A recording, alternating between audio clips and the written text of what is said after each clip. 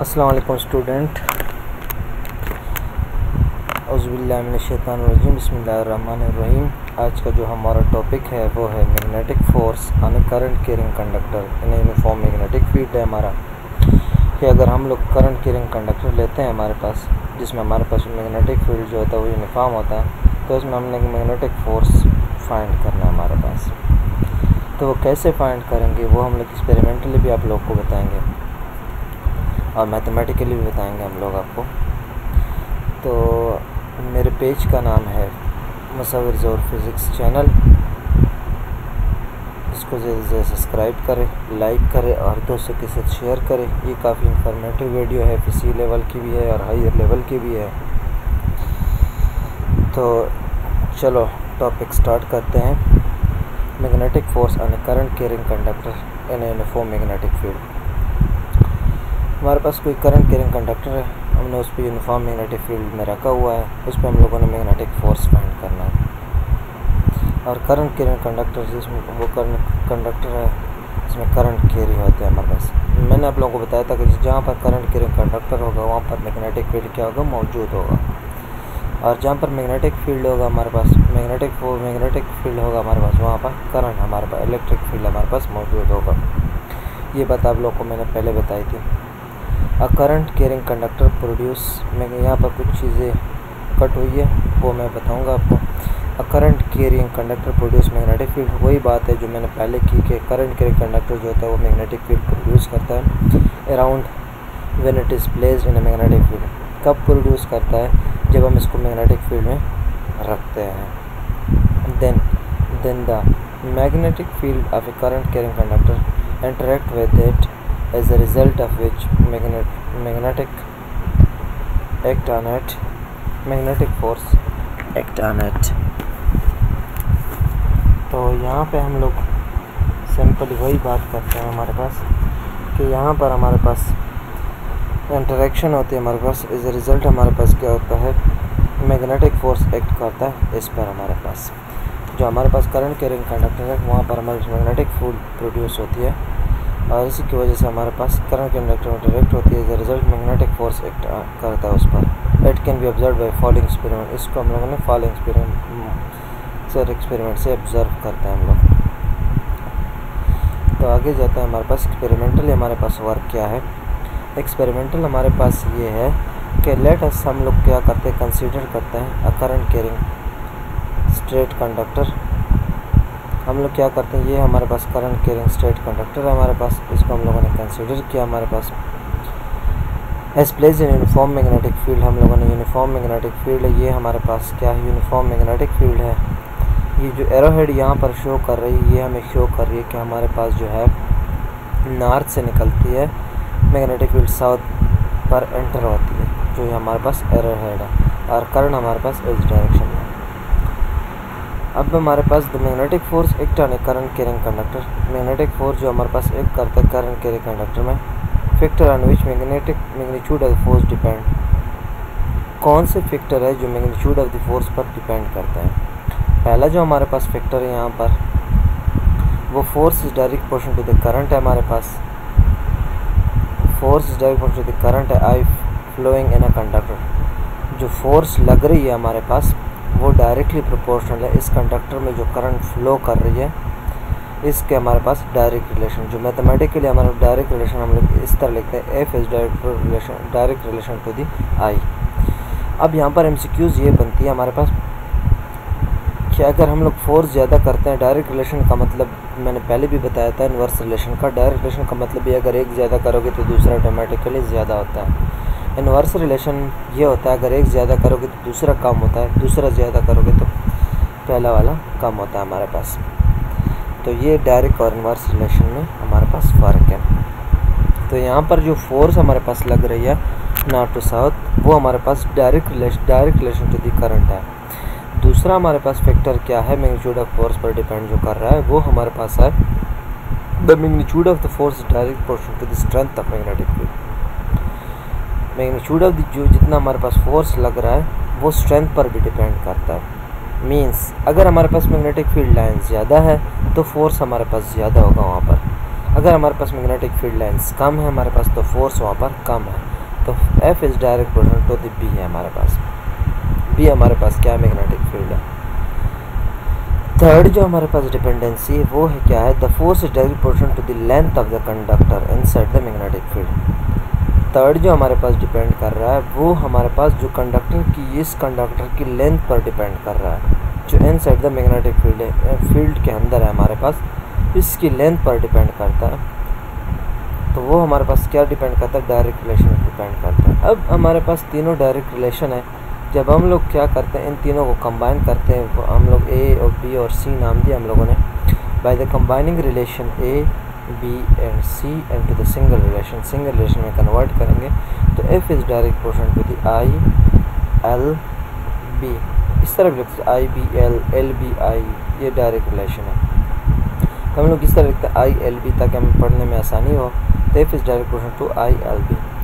F is equal, जब हमारे पास, आप लोगों को पता है, जब भी हमारे पास प्रोपोर्शनलिटी साइन ख़त्म करोगे तो इक्वल टू के साथ हमारे पास एक कांस्टेंट लगाना होगा हमारे पास। तो यहाँ पर हमारे पास एफ इज इक्वल टू के आई एल बी हमारे पास बन जाता है हमारे पास। अब हमारे पास के कांस्टेंट ऑफ प्रोपोर्शनलिटी है हमारे पास। अब यहाँ पर देख रहे हैं आप लोग करंट कैरिंग कंडक्टिंग वायर, ये है, ये हमारे पास मैग्नेटिक फील्ड की लेंथ यहाँ पर थीटा बना रहा है, करंट की डायरेक्शन ये हमारे पास, ये हमारे पास इसका लेंथ है।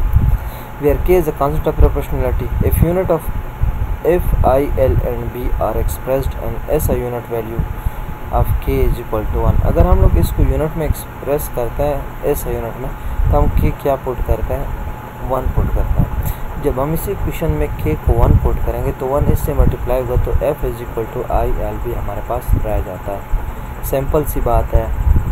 इंशाल्लाह हम लोग इसको दोबारा रिपीट भी करेंगे लास्ट में जब वीडियो ख़त्म होगी लेक्चर।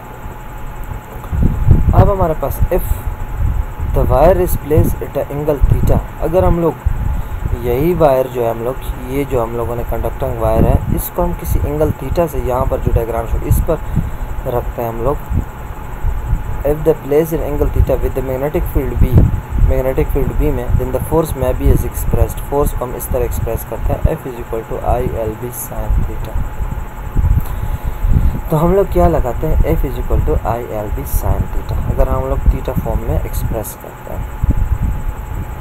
तो ये हमारे पास का इक्वेशन नंबर 1 है। अब इस इक्वेशन नंबर 1 को अगर हम लोग वेक्टर फॉर्म में रिप्रेजेंट करते हैं, वेक्टर फॉर्म से रिप्रेजेंट करने से पहले वेक्टर फॉर्म रिप्रेजेंट करते, फिर उसके बाद हम लोग दोबारा रिपीट करते हैं। Equation 1 can be in the vector form, जब हम रिप्रेजेंट करते हैं F vector is equal to I, हमारे पास करंट है, जो हमारे पास स्केलर है, एल क्रॉस बी। एल हमारे पास वेक्टर है, लेंथ है हमारे पास, बी हमारे पास क्या है, वेक्टर है, मैग्नेटिक फील्ड है हमारे पास। तो ये हमारे पास क्या है, वेक्टर फॉर्म है हमारे पास, where the vector L is the direction of current. L हमारे पास क्या, direction of current flow, and theta is the angle between L and B. Theta हमारे पास क्या है, एल और बी के दरमियान है। Where the I L B sine theta is magnitude of magnetic force. I L B sine theta हमारे पास क्या है, मैग्नेटिक फोर्स है, and its direction is determined by right hand. इसकी डायरेक्शन हम लोग फाइंड करेंगे by the right hand rule से। अब हमारे पास राइट हैंड रूल हम लोगों ने पहले पढ़ा था। इससे पहले हम लोग कुछ जो एक्सपेरिमेंटली हम लोगों ने इसमें 3 चीज़ें बताई जो डिपेंड करती है इस पर, कंडक्टिंग वायर पर। वो हमारे पास पहले जो हमारे पास मेन जो है हमारे पास, वो हमारे पास क्या है, करंट के साथ डायरेक्ट रिलेशन है। दूसरा हमारे पास क्या है, मैग्नेटिक फील्ड है, और तीसरा हमारे पास क्या, लेंथ है। तो इससे हमें पता चलता है कि F is equal to I L B sine theta हमारे पास आ जाता है हमारे पास। अब हमारे पास राइट हैंड रूल हमारे पास क्या है, पॉइंट हमारे पास finger of right hand and the direction of L and rotate then the कॉन्साइड हमारे पास। यहाँ पर हम लोगों ने डायग्राम, अच्छा डायग्राम नहीं डाला हुआ हम लोगों ने। राइट हैंड रूल से हम लोग क्या करते हैं, लेंथ हमारे पास जो है L, direction rotate the कॉन्साइड with the B through a smaller angle, the thumb point is direction of magnetic force. जो हमारे पास थंब है, बेगर थंब जो है वो मैग्नेटिक फोर्स रिप्रेजेंट करता है। To find the direction of magnetic force by alternative method, अगर हम लोग मैग्नेटिक फोर्स को फाइंड करते हैं अल्टरनेटिव में, the direction of magnetic force can be found by Fleming left hand rule से, हम लोग इसको फ्लेमिंग लेफ्ट हैंड रूल कहते हैं। According to which first finger indicate magnetic field, हमारे पास जो पहला फिंगर है वो रिप्रेजेंट करता है magnetic field. The middle finger हमारे पास जो दरमियानी फिंगर है बड़ी वाली, वो रिप्रेजेंट करता है direction of current. The thumb जो हमारे पास थंब है वो हमारे पास मैग्नेटिक फोर्स हमारे पास रिप्रेजेंट करता है। मैग्नेटिक इंडक्शन B हमारे पास किस चीज़ के बराबर है यहाँ पर, इस F is equal to I L B sine theta for angle theta equal to 90, और हमारे पास थीटा 90 तो F is equal to I L B. B हम जब इससे निकालेंगे 90 एंगल हमारे पास 1 के बराबर है, तो हमारे पास F is equal to I L B रह जाता है। बी हमारे पास यहाँ पर यहाँ पर साइन 91 के बराबर है, तो F is equal to I L. B हम लोग जब यहाँ से निकालें दोनों साइड आई एल पे डिवाइड करते हैं, तो B is equal to F divide by I L हो गया। F L is equal to, अगर हमारे पास 1 मीटर है और आई हमारे पास 1 एम्पेयर है, then the equation may be written as B is equal to F 1 multiply by 1, तो B is equal to F रह जाता है हमारे पास। ये हमारे पास क्या मैग्नेटिक इंडक्शन B है हमारे पास। डिफिनीशन ऑफ B हम लोग मैग्नेटिक इंडक्शन हम लोग डिफाइन करते हैं। Magnetic induction is the force exert on a conductor of 1 metre length carrying 1 ampere current place at the right angle to the magnetic field. इसको हम क्या कहते हैं, डिफिनीशन ऑफ मैग्नेटिक इंडक्शन कहता है कि हमारे पास जो मैग्नेटिक इंडक्शन है वो फोर्स एक्सर्ट करता है कंडक्टर पर, जिस पर हमारे पास जिस कंडक्टर की मीटर लेंथ जो है 1 मीटर लेंथ है, और करंट जो हमारे पास वहाँ पे फ्लो कर रही है वो क्या है, हमारे को 1 एम्पेयर है। एट द राइट एंगल हमारे पास 90 एंगल बना था हमारे पास। यूनिट ऑफ B हमारे पास क्या है मैग्नेटिक इंडक्शन की, इस यूनिट ऑफ B हमारे पास क्या है, टेस्ला है। ये इंपॉर्टेंट MCQs है, अक्सर इटा टेस्ट में आता है। मैग्नेटिक इंडक्शन की हमारे पास यूनिट क्या है, तो हमारे पास क्या है, वो टेस्ला है। डिफिनीशन ऑफ टेस्ला हमारे पास क्या है, magnetic induction is equal to the 1 tesla when a force of 1 newton is acting on a conductor of length 1 meter carrying a current of 1 ampere at right angle to the direction of magnetic field। Magnetic 1 Tesla हमारे पास बराबर है कि हमारे पास जो 1 Newton force लगता है इन conductor पर जिसका 1 मीटर लेंथ है, और 1 एम्पियर हमारे पास क्या है, करंट फ्लो हो रही है उस कंडक्टिंग वायर में, और हमारे पास क्या है, राइट एंगल हमारे पास, इसको हम कहते हैं मैग्नेटिक फील्ड कहता है। ये हमारे पास क्या है, अब 1 tesla is equal to 1 newton A inverse metre inverse हो गया। CGS में हमारे पास ये भी MCQs में आता है, unit of B and CGS में 1 gauss is equal to -4 tesla and 1 tesla is equal to 4 gauss रह जाता है। The magnetic field of earth at surface जो हमारे पास क्या है, ये MCQs हैं। अर्थ सरफेस में हमारे पास मैग्नेटिक फील्ड क्या है, 1/2G is equal to 1/2 multiply by 10⁴ tesla. ये हमारे पास क्या MCQs है हमारे पास। ये हमारे पास अगर हम लोग कोई हमसे पूछे कि अर्थ सरफेस पर हमारे पास मैग्नेटिक फील्ड भी क्या है हमारे पास, तो हमारे पास ये है 1/2 गॉस या 1/2 10⁻⁻⁴ टेस्ला। तो ये हमारे पास क्या है, unit of B and CGS system है हमारे पास। अब थोड़ा दोबारा रिव्यू करते हैं कि हम लोगों ने क्या पढ़ा। मैग्नेटिक फोर्स हम लोगों ने फाइंड करनी थी एक करंट कैरिंग कंडक्टर वायर में। सब हमारे पास करंट कैरिंग कंडक्टर एक यूनिफॉर्म मैग्नेटिक फील्ड में हम लोगों ने उसको रखा था।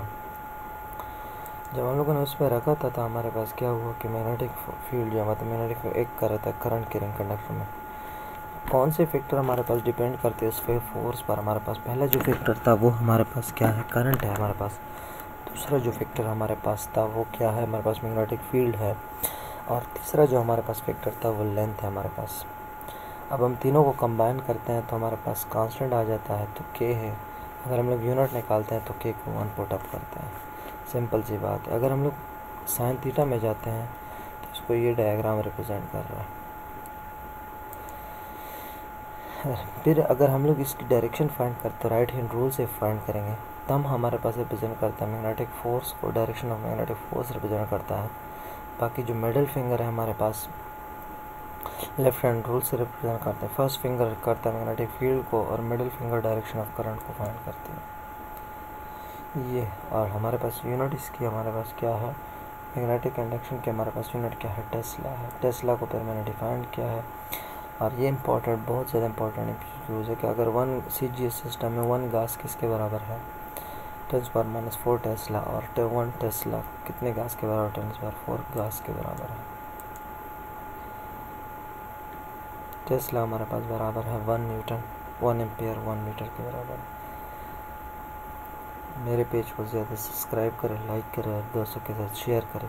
इंशाल्लाह मुझे यकीन है कि आप लोगों को ज़्यादा से ज़्यादा समझ में आई होगी मेरी बात। बहुत सिंपल सी मैंने डिफ़ाइन किया सब चीज़ों को। मैं अभी इजाज़त चाहता हूँ। इंशाल्लाह हमारा नेक्स्ट लेक्चर मैं कल अपलोड करूँगा। Thank you. अल्लाह हाफ़िज़। अपना ख्याल रखिए।